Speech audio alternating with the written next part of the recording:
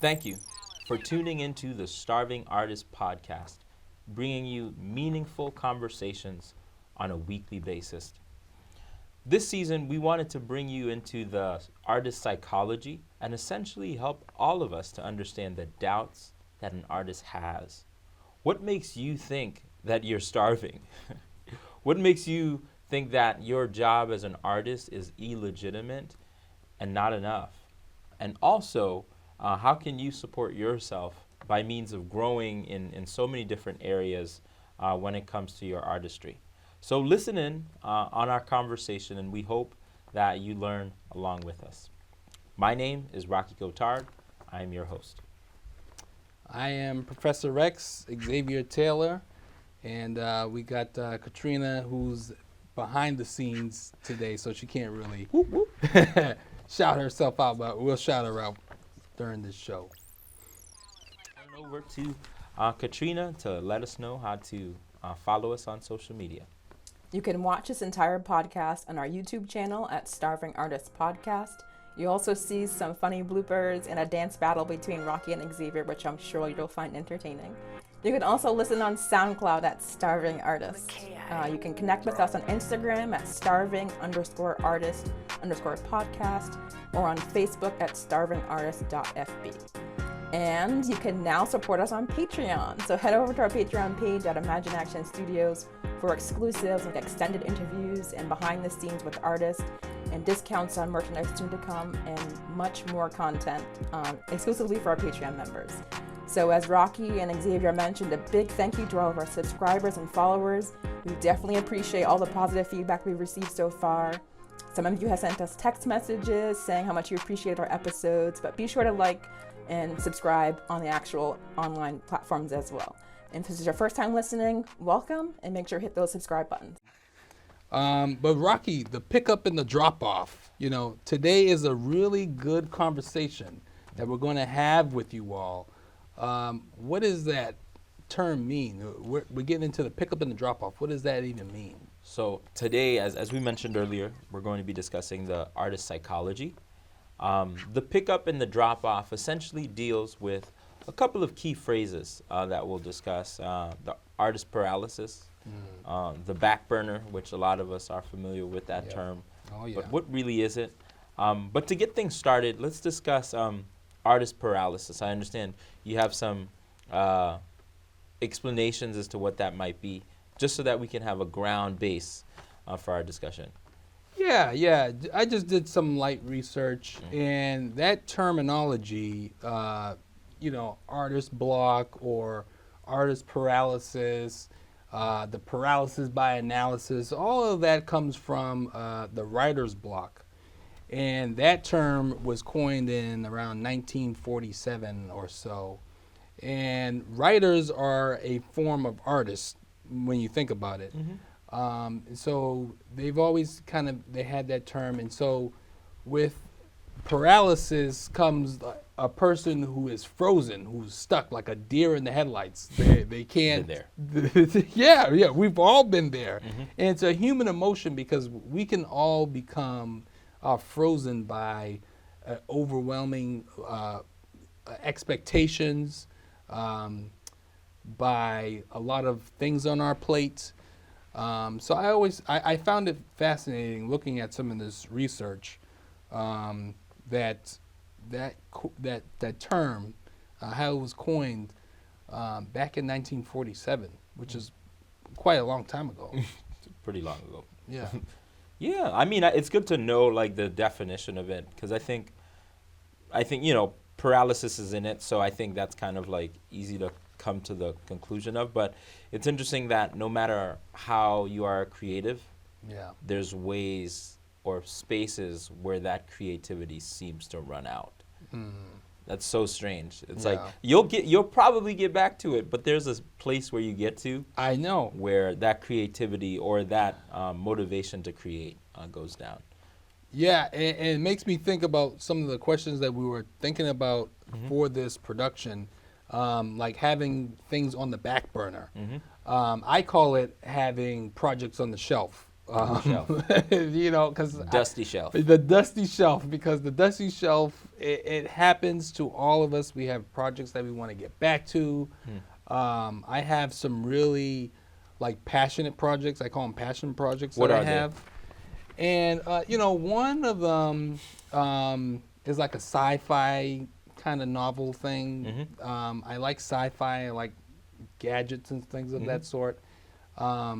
It has, you know, it's a weird story, so I won't really get into it. But I kind of want to know now. it has a lot of elements to it that I really want to be able to talk about and to illustrate.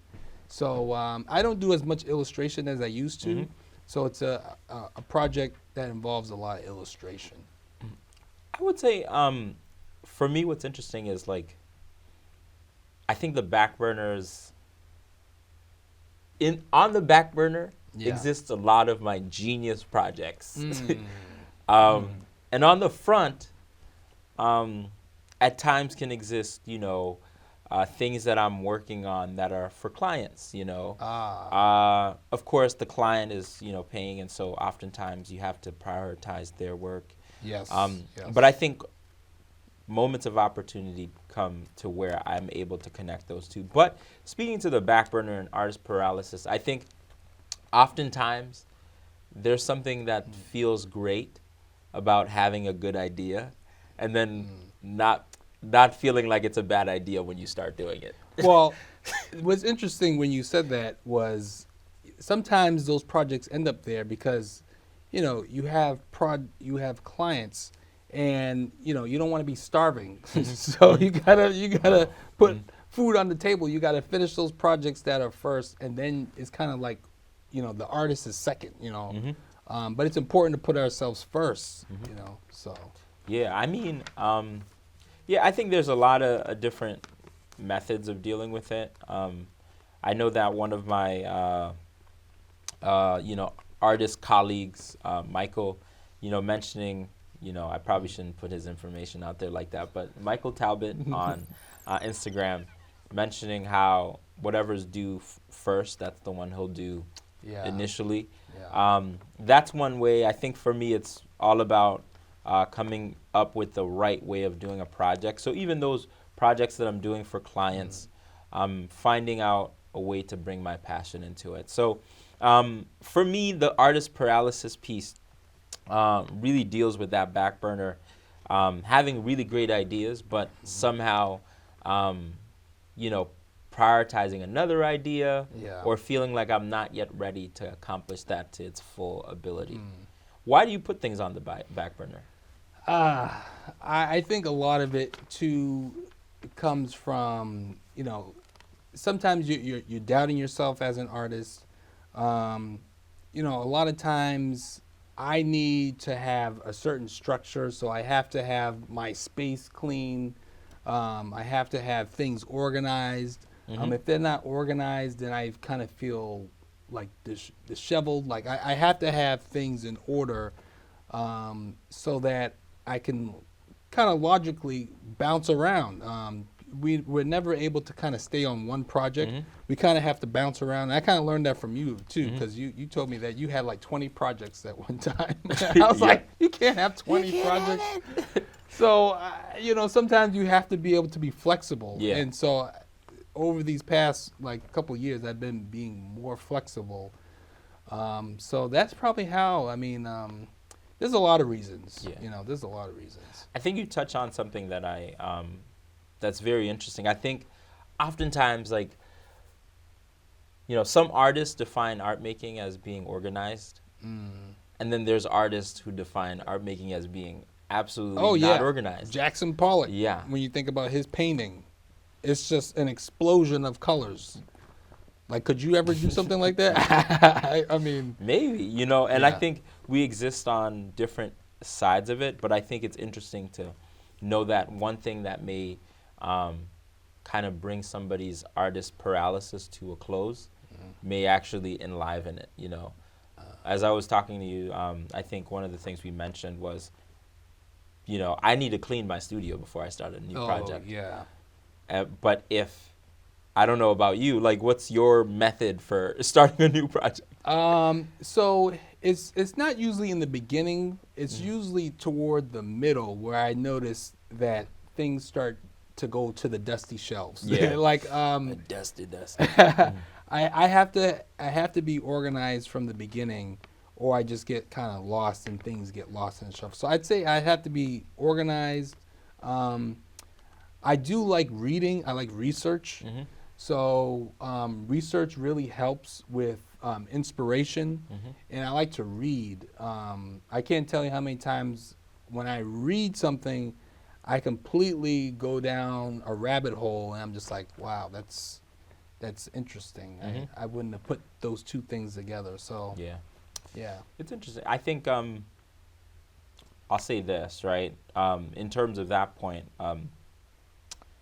I think the next question that kind of comes to mind when you think about the artist paralysis, which you touched on, was at what point does it happen? You know, when do you throw the project on the back burner? Is it the beginning, at the middle, or the end? You mentioned the middle for you. It's usually the So middle. you start the project, and then right in the middle, you're like, you just throw it. Yeah, it's bad. It's bad.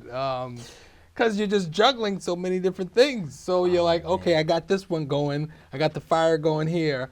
All right, let me go to the next one, get the fire going here, you know? So I get the fire going, and, you know, then it starts smoking, and then I'm going back over to it, and, you know, turn the fire down a little Barbecue. bit. Yeah. Do you know how to barbecue? No. I'm, you know, I'm a participant. I'm usually the person. I like to eat it. I don't really know how to do it. I usually give the request. You know, I want that. Let I me want get this. that piece. Yeah. So. I think I can exist. I you know, even though it sounds like, you know, I probably would not do the middle just because my reaction to that sounds like I would not. But honestly, So for you, it is actually, I think it's the middle too. It's the middle. Okay. I can think of a couple paintings. There's this painting I love, and to this day, it's just like in a thing. It's this really beautiful. It's a beautiful painting, seriously. It's a child that I saw when I was in Haiti, and I was at a soccer game, right? I almost said football, but soccer game. Same thing. And then the kid was with their mother, and they were just looking back like that. And then I took a picture, and unbeknownst to me, the kid was in the photo, and I was like, whoa, this is so striking. I took the photo, and then I painted it on like a rug with beautiful flowers and stuff. Wow. And the face of the kid is on there, the dress and their hand.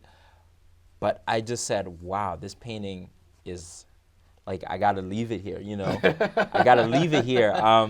I think that was one. And then recently I just finally took something off of the back burner. Oh, yeah. I think I know what you're talking about. The painting project. With the parents of a friend. Yep. Yeah. No, not that one. The one of my my great aunt. And I think that was purely an emotional process that I was not ready to deal with. I think those are...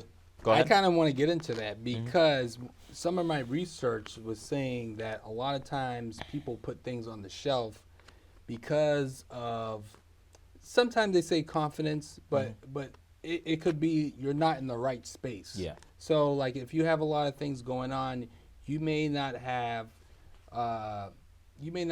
not just confidence, but you may not just feel like getting into or getting emotionally invested again in a piece or a project because it just takes so much out of you. We know it takes a lot out of you to get back into that zone, to be laser focused. You got to be all there. Yeah, and I mean, I would say in terms of your art making, X, would you consider yourself like a conceptual artist or like an artist that's more looking into the object? That's a good question. Yeah. I would say when I was doing a lot more drawing, still I do a lot of drawing just for storyboards now. Yep. So a lot of it is conceptual. So I would definitely say, Yeah, I like the ideas. I like pitching really good ideas and developing them. Gotcha. So, yeah. Okay. What about yourself? I just wanted to know. I think, I think initially when I started, it was all about drawing like really strong muscles and superheroes and feeling, really comfortable with anatomy. Yeah. And also just skill set. As I've kind of gone into making art, it's so funny. Sometimes I find myself more attracted to the drawings that I make where I'm just doing something and leaving the rules out and just expressing. So I guess that would mean I'm more conceptual now. I think there's a point at which I make an art piece and then I just say, you know what? Forget about it looking like this. Let's just make it look like something more than what it is. I hear you. So I think this concept of like middle and end, and I would love to know from the audience as well, for you, how many projects do you have on the back burner? Yes. Right? Comment, reach out to us, let us know however you choose to reach out. Because I have a passion project that's on the back burner, and it has to do with a project that I'm actually already doing, but I think the project has taken a different form. I started out as a painting, and then now being, not necessarily now, I always really had those illustrator instincts, but now getting more acclimated with the illustration field, I'm learning that, wait, this series of, fine art paintings are actually a story that I need to follow along. And so I think that's really what's happening here. And so that's something I want to know from our audience as well. Passion projects that are really based on, that are really in the back burner. Yeah. And with that too, I know we're kind of up against it with time. With passion projects, you kind of want to make sure, because there's good procrastination. And when I say good procrastination, I mean you can have a project and you need to get away from it. And you just need either like a change of space or a change of scenery. And sometimes maybe you might want to do some anatomy studies, or you may want to read a book on space travel or something like that, just to get yourself away from what you're doing, and picking up something on the shelf. Sometimes there's good procrastination. Absolutely. Yeah. So before we get into that, which is the solutions, which are totally very important to this conversation, we wanted to take a short break.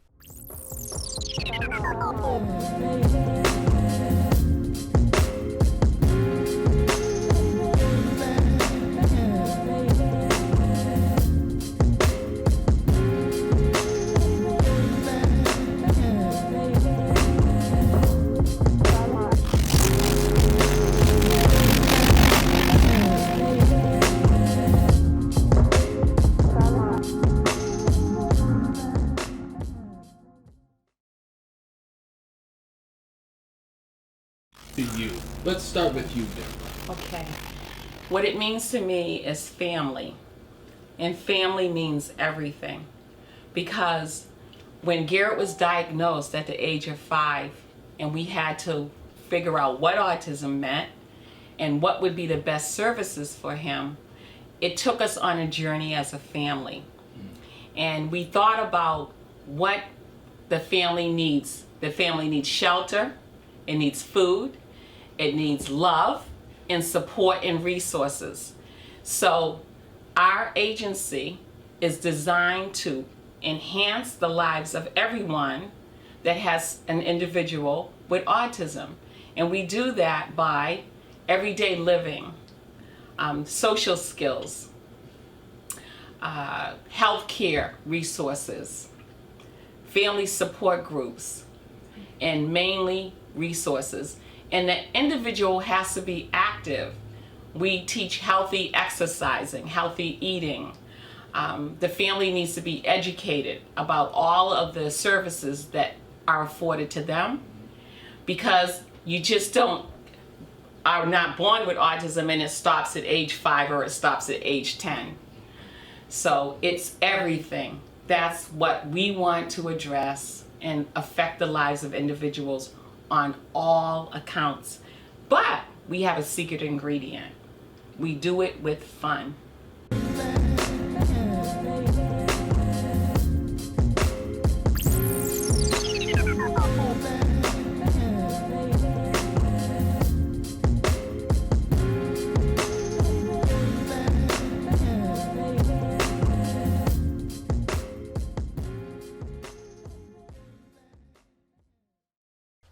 Welcome back. Thank you for staying with us. We really appreciate you guys. I mean, there's so many things, that go on. So we're happy that you're staying with us to engage in this conversation.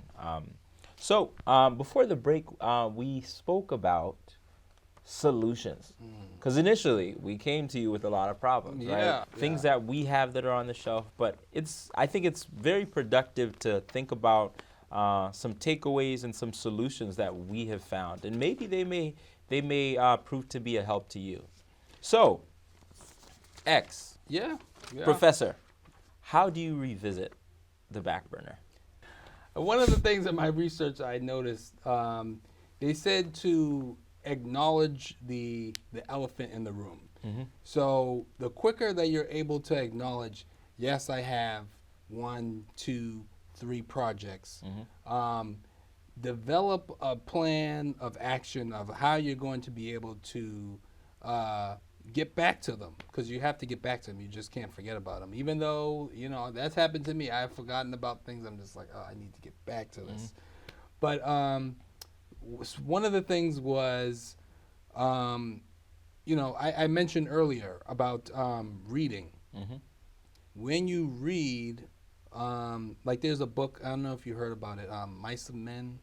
I started this book and I was like, I have to get back to this book because it's such a wonderful book. And then the book that we're reading about the pitch, the manifesto, or the win without pitching manifesto. Yes, yep. Blair Ennis. Yep. Excellent book. I've been reading more. That's good. Yeah. And artists, when you're creating things, you're taking them from life and you're bringing them into your canvas. You're bringing in your experiences. And so the only way you can kind of be inspired is to take in more experiences. And that will, surprisingly, help motivate you and stimulate you and to be like, okay, I want to try something new here.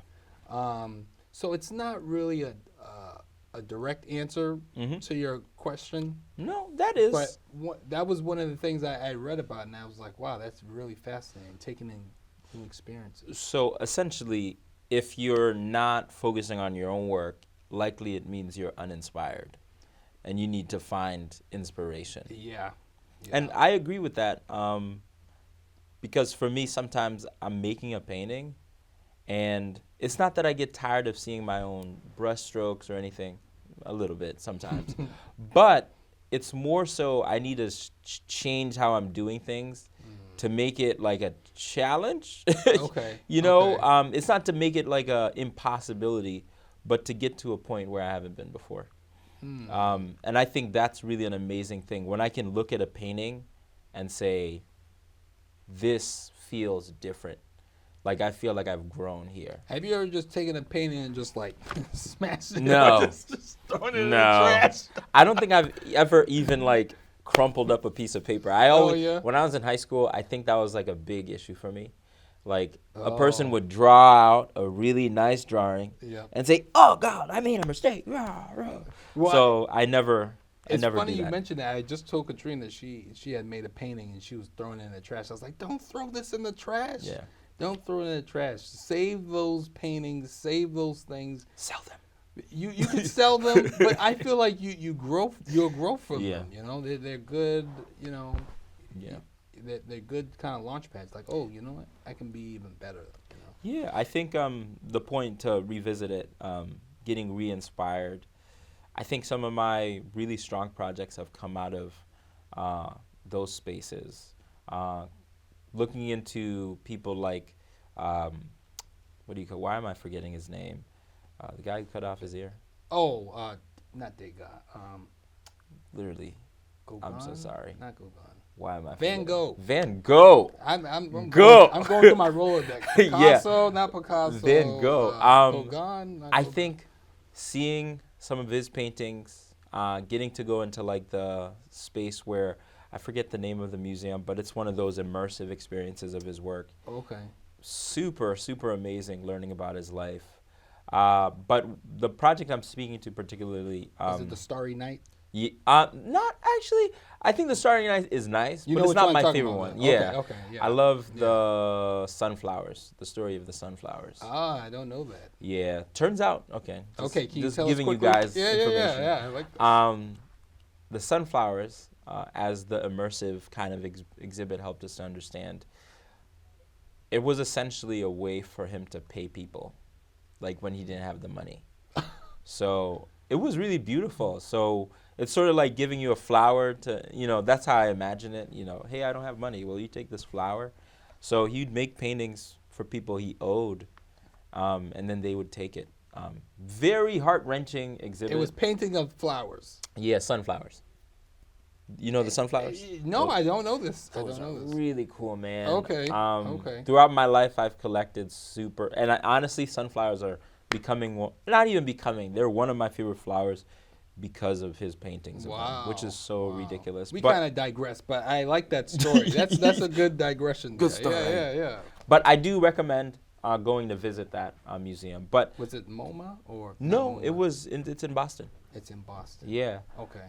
But in terms of the experience of reading Maus, I don't know how to pronounce it. Oh, yes. That book, I read it. I was really sad for a moment, but then Great out of the graphic sadness, novel. yeah, Great graphic out of the sadness, I created my own book, and it sort of rewired my brain into thinking of how can I take everyday stories of people that I meet, and see the wonder and the travel and the amazingness of them.